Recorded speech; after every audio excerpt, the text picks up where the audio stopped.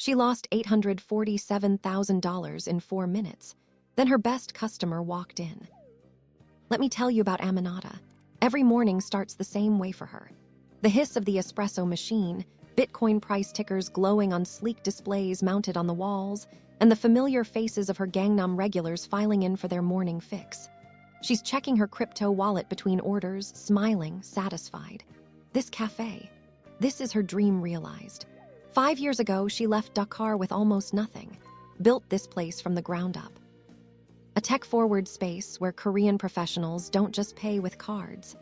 They pay in Bitcoin, Ethereum, even those obscure altcoins most people have never heard of.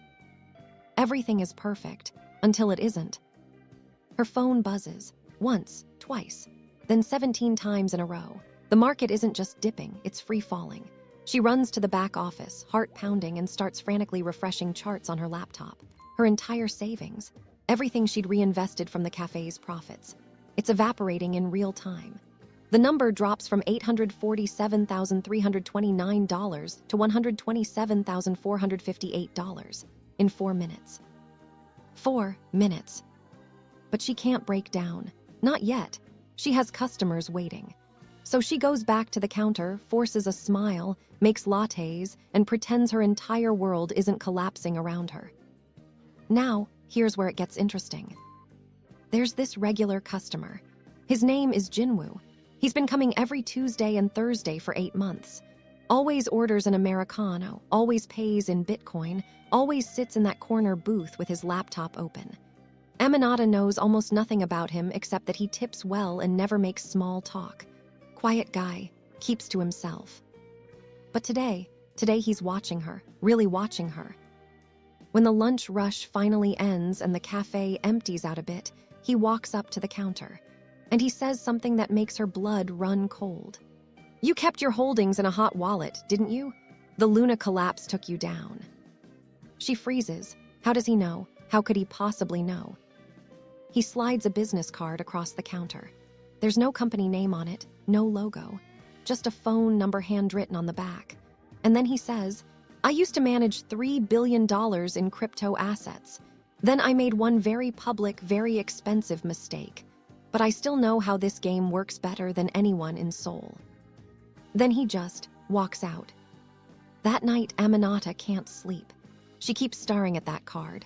Finally, around midnight, she calls the number. They agree to meet at the cafe after closing. Just her, Jin-woo, and the glow of Seoul's skyline through those floor-to-ceiling windows. His offer is simple. Well, simple to explain anyway. He'll help her not just recover her losses, but multiply her wealth using strategies the retail market doesn't even know exist. DeFi arbitrage, liquidity mining, MEV extraction. All these terms she's heard thrown around in crypto communities but never really understood. But there's a price. Of course there's a price. 50% of all profits. And control. Complete control over her investment decisions for 6 months. He makes the calls, she follows them. No questions asked. Every instinct in her body is screaming that this is dangerous, that she should walk away. But her rent is due in 3 weeks. Her suppliers need payment. And her family back in Senegal, they depend on the money she sends home every month. She's out of options. So she asks him the question that's been burning in her mind since he walked out earlier. Why me? Why help a random cafe owner? He looks away, stares out at the city lights for a long moment. Then he says, because you're the only person in this entire district who treated me like a human being after my name was destroyed. You never Googled me, never asked questions. You just made good coffee. Week 1 begins. Jin-woo starts teaching her everything.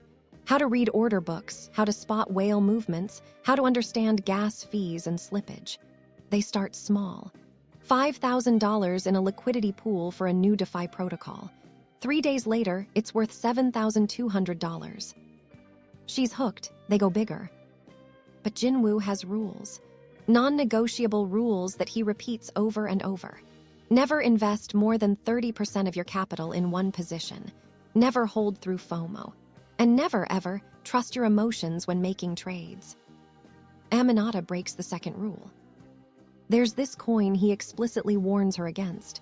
A K-pop NFT project with massive hype, celebrities backing it, everyone on Korean Twitter talking about it. He tells her it's a trap, but she can't help herself.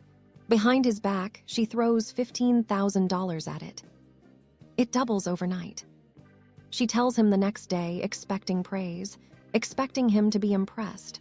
Instead, his face goes completely cold.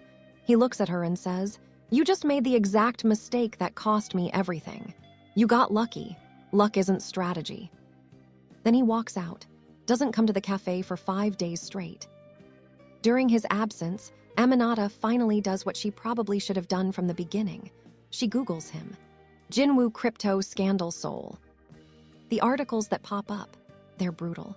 2 years ago, this guy was the boy wonder of Korean crypto, the youngest fund manager to break $1 billion in assets under management.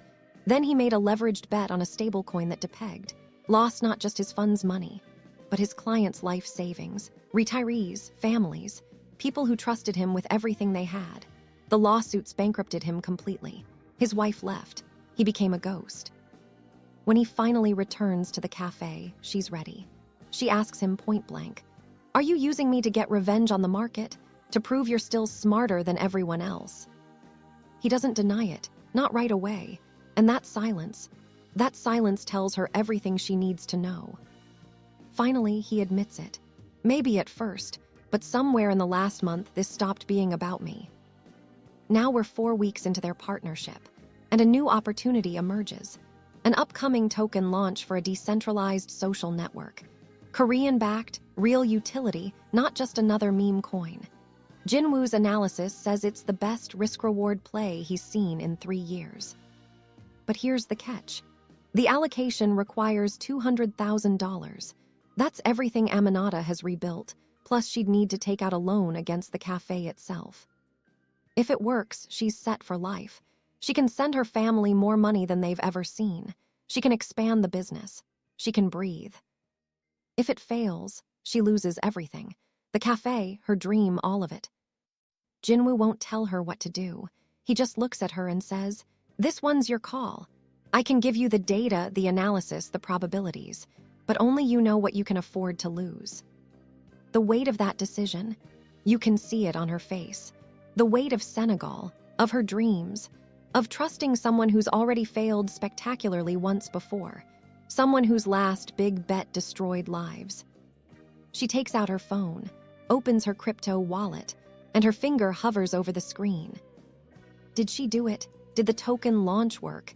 And what happens when Jin-woo's past clients discover he's managing money again? That's coming in part 2. But first, I want to know from you. Would you have trusted him? After everything you just heard, would you have made that bet? Drop your answer in the comments below.